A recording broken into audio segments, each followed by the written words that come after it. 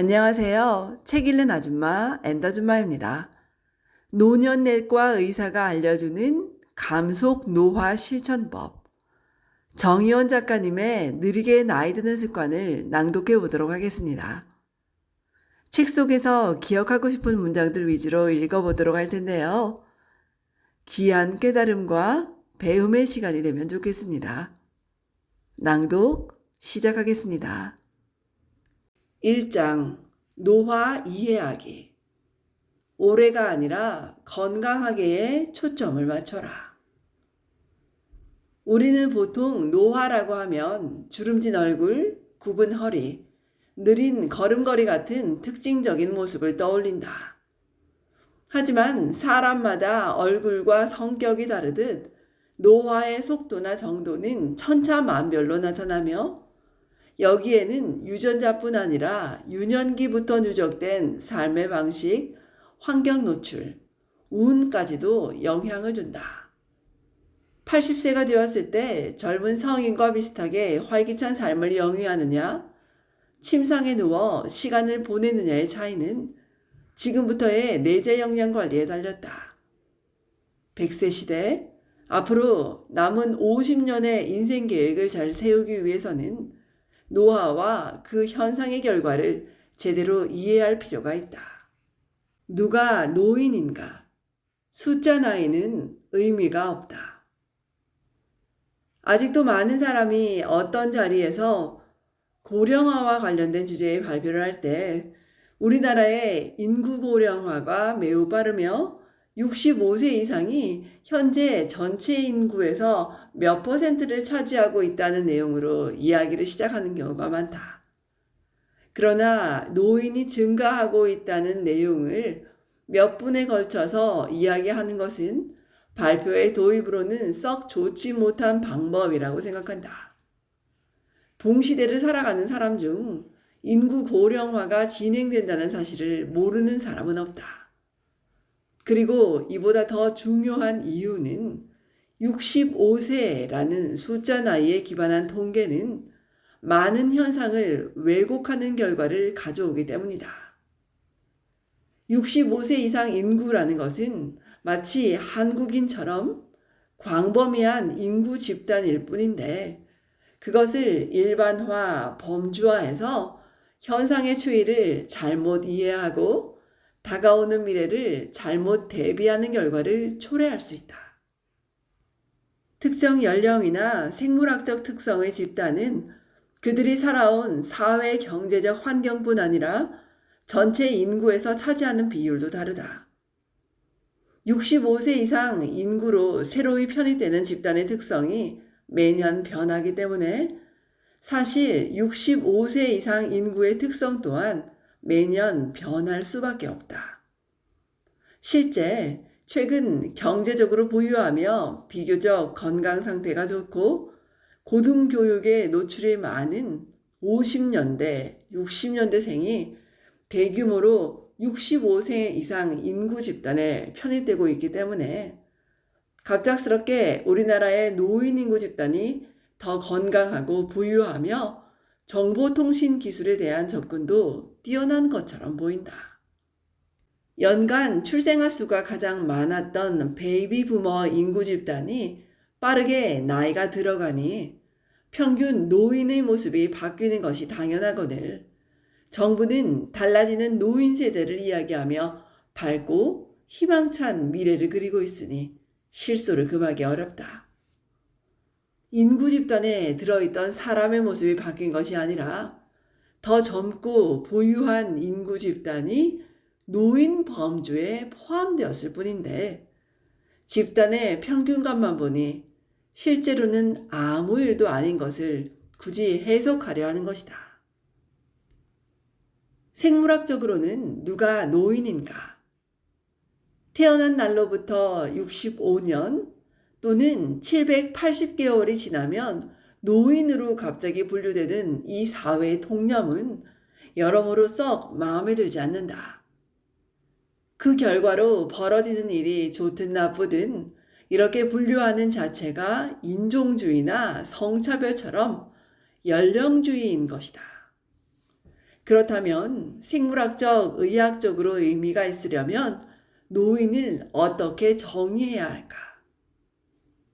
먼저 생물학적으로 노인이란 노화에 따라 몸에 고장이 쌓이고 그 결과 사람이라는 시스템이 굴러가는 방식에 유의미한 변화가 나타나야 한다. 근육 조직이나 지방 조직 등의 조직이나 심장, 콩팥 등과 같은 장기 수준에서 바라보면 한 사람 안에서도 고장이 쌓이는 속도에 상당한 차이가 있는데 이 고장 정도를 개인 차원에서 모두 더해본다. 이렇게 더한 고장의 정도가 몸 전체 시스템의 특성에 영향을 줄 정도여야 한다. 그것을 노인의학적으로 정의 내리면 노쇠가 발생해 있는 상태가 된다. 뒤에서 더 자세히 설명하겠지만 노쇠를 측정하는 방법으로 노쇠지수라는 것이 있다. 고혈압, 당뇨병 같은 질병의 유무, 걷는 속도 등의 신체 기능, 기억력을 포함한 인지 기능, 우울감의 유무 등 건강 상태를 알 수 있는 요소를 측정해 몸의 고장 정도를 계산하는 방법으로 100개 중 10개가 고장나면 노쇠지수는 0.1이 되는 식이다. 나무 블록으로 탑을 쌓는 보드게임 젠가를 생각해보자. 블록탑의 구조적 안정성을 유지하는 어느 한계 지점이 존재하는데 완전히 무너지는 것을 사망이라고 한다면 나무 블록 한두 개를 더 뺐을 때 무너질 수 있는 상태를 상당히 진행된 노쇠라고 할 수 있다. 이 상태가 노쇠 지수로 대략 0.25 이상에 해당된다. 다시 말해 사람에게서 기능적으로 측정할 수 있는 요소 중 4분의 1 정도의 이상 소견이 보이는 상태이다. 내재 역량이 정상 범위에서 25% 정도 깎여나갔다는 것으로 이해해도 좋다. 여기서 내재 역량이란 사람의 내재적인 역량의 총합으로 세계보건기구 WHO에서 건강한 노화를 위해 제시한 개념이다. 이동성, 인지, 정신적 안녕, 활력, 감각기, 시청각, 사회와 물리적 환경 등이 내재 역량의 영역을 구성하며 쉽게 말해 한 사람이 가지고 있는 고유 성능의 총합이라고 할 수 있다. 고장난 부분을 측정한 것이 노쇠 지수라면 고장나지 않은 부분이 내재 역량이다. 노쇠 지수가 0.25 정도가 되면 집안일이나 식사 준비 등의 어려움이 발생하므로 완전히 독립적으로 생활을 영위하기는 어려워진다.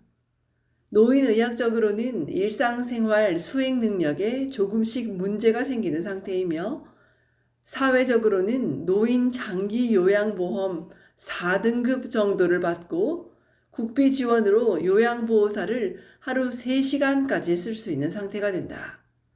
생물학적으로 좁은 의미의 노인은 이 정도부터를 칭하는 것이 합당하다. 중년기에는 실컷 잘 먹으면 배가 나오기 쉽고 그 결과 대사 과잉이 만성질환을 일으키는 등 문제가 되는 경우가 많은데 이를 양의 에너지 수지를 가지고 있다고 이야기한다. 하지만 노쇠지수가 0.15에서 0.25에 도달하면 서서히 몸은 음의 에너지 수지를 향하게 된다. 이 시점부터는 걷는 속도가 느려지고 식욕이 이전 같지 않으며 근육은 줄고 힘이 자꾸 빠지는 등의 신체적 변화가 나타난다. 작은 병에 걸려도 회복이 잘 되지 않고 몸이 자꾸 고장나는 듯한 기분이 들기도 한다. 몸이 쉽사리 축나는 형태로 바뀌는 것이다. 예비 노인이라고 하면 좀 더 정확하겠지만 넓은 의미의 노인으로 정의해도 문제는 없을 것 같다. 현 시점의 우리나라 인구에서는 72세에서 73세 정도에 해당한다. 최근 미국 스탠퍼드 대학교 연구진들은 생애 주기에서 우리 몸이 생물학적으로 크게 변화하는 시점이 34세, 60세, 78세라는 연구 결과를 발표했다. 78세는 사람의 평균 노쇠 지수가 대략 0.25가 되는 시점과 일치한다. 반면 150여 년 전 산업혁명 시대를 생각해보면 기아와 빈곤, 열악한 노동 환경과 위생을 고려했을 때 65세 시민의 노화 정도가 노쇠지수 0.25에 해당했을 가능성이 높다. 미국의 4선 대통령 프랭클린 루스벨트가 고혈압과 이에 따른 뇌출혈로 사망한 연령은 겨우 63세였다.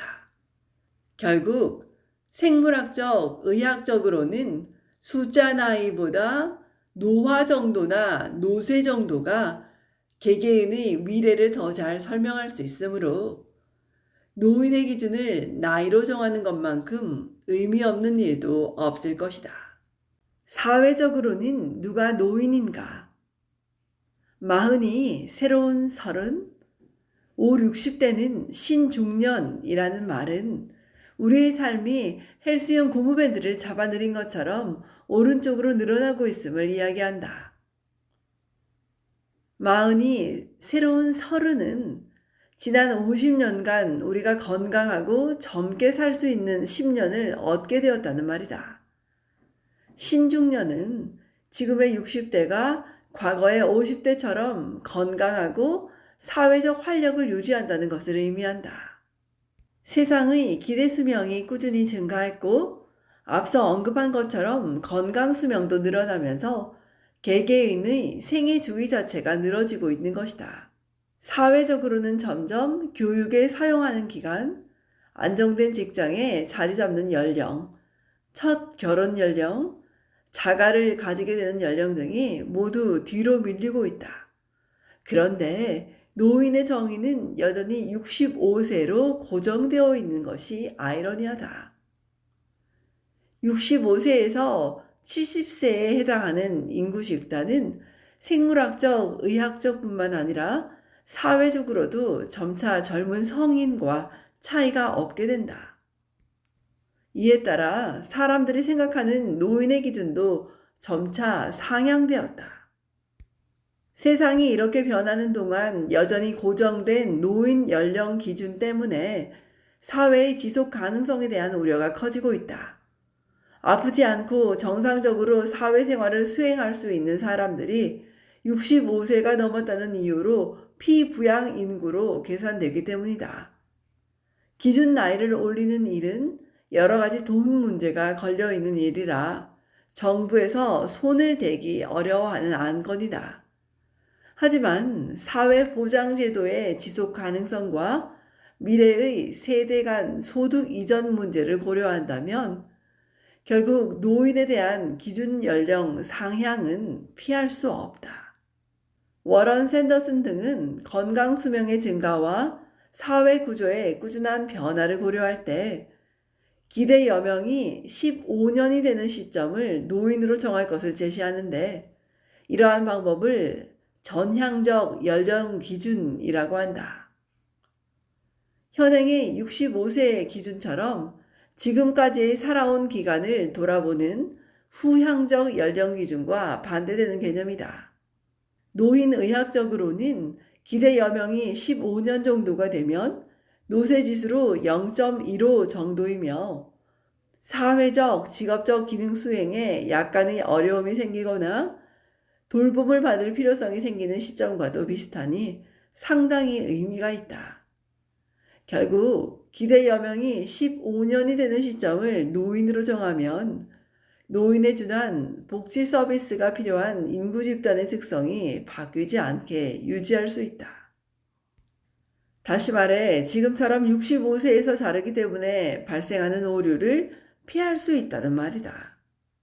또한 전향적 연령기준 방법으로 노인의 기준만 제대로 바꿔도 노년 부양비가 낮아져 모두가 걱정하는 돌봄 대재앙을 예방할 수도 있다. 노인 기준 연령을 적절히 조정하는 일은 생물학적, 의학적, 사회적으로 모두 의미 있는 일이다. 그래서 누가 노인인가? 생물학적, 의학적, 사회적 의미를 모두 종합해보면 2022년 시점으로 우리나라에서 의미 있는 노인 기준은 여성은 73세, 남성은 70세 정도가 될 것이고 성별을 구분하지 않는다면 72세로 정해도 무방할 것으로 생각한다. 그리고 코로나19 이전의 미래 기대 수명 증가 추이가 유지된다는 가정하에 2050년경에는 이 기준이 77세 정도로 올라갈 것으로 예상한다. 인구 집단의 평균이 이렇다는 이야기고 개인으로는 숫자 나이와 생물학적 노화 정도의 괴리가 점점 다양해질 가능성이 크다. 꾸준히 내재 역량 관리를 수행하는 사람은 90세에 가깝다 해도 젊은 성인과 비슷한 삶을 영위하게 되는 시기다. 즉, 경제적 부와 마찬가지로 사람의 노화 속도에도 양극화가 일어나기 시작할 가능성이 높다.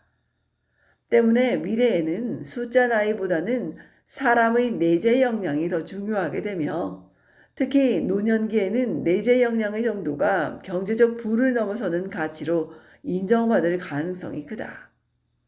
이미 만성질환이 생기기 시작했다고 해서 낙심할 필요는 없다. 내재 역량 관리는 이미 노쇠가 생기기 시작한 노년기에도 충분히 가능하고 다면적인 생활습관 개선이 이루어지면 10년 내지 15년치의 신체 기능 개선을 이뤄내는 경우도 흔하기 때문이다. 이 책의 나머지 부분에서 그 방법을 구체적으로 다룬다. 핵심 요약. 생물학적으로 넓은 의미의 노인은 노쇠지수 0.15 이상, 건강 상태를 알 수 있는 요소 100개를 측정했을 때 15개가 고장난 상황. 즉, 노화에 따른 고장이 어느 정도 쌓여 신체 기능이 떨어져서 허리가 굽고 걷는 속도가 느려지는 등의 모습이 나타나는 시점부터로 정의할 수 있다. 기대 수명과 건강 수명이 크게 증가했음에도 사회적으로 노인의 기준은 여전히 65세이다. 기대 여명이 15년이 되는 시점을 노인으로 정하는 전향적 연령 기준을 적용하면 현재 야기되는 각종 문제나 오류를 해결할 수 있다. 생물학적, 의학적, 그리고 사회적 의미를 종합했을 때 2022년 우리나라의 노인 기준은 여성 73세, 남성 70세 정도이고 성별을 구분하지 않는다면 72세로 정할 수 있다. 그러나 숫자 나이보다 중요한 것은 노쇠의 정도이며 미래에는 개인의 내재 역량 정도가 경제적 부를 넘어서는 가치로 인정받을 가능성이 크다. 지금까지 노년내과 의사가 알려주는 감속 노화 실천법, 정희원 작가님의 느리게 나이 드는 습관을 낭독해 보았습니다. 엔다줌마였습니다. 좋은 날 되십시오, 여러분. 들어주셔서 감사합니다. 고맙습니다. 사랑합니다.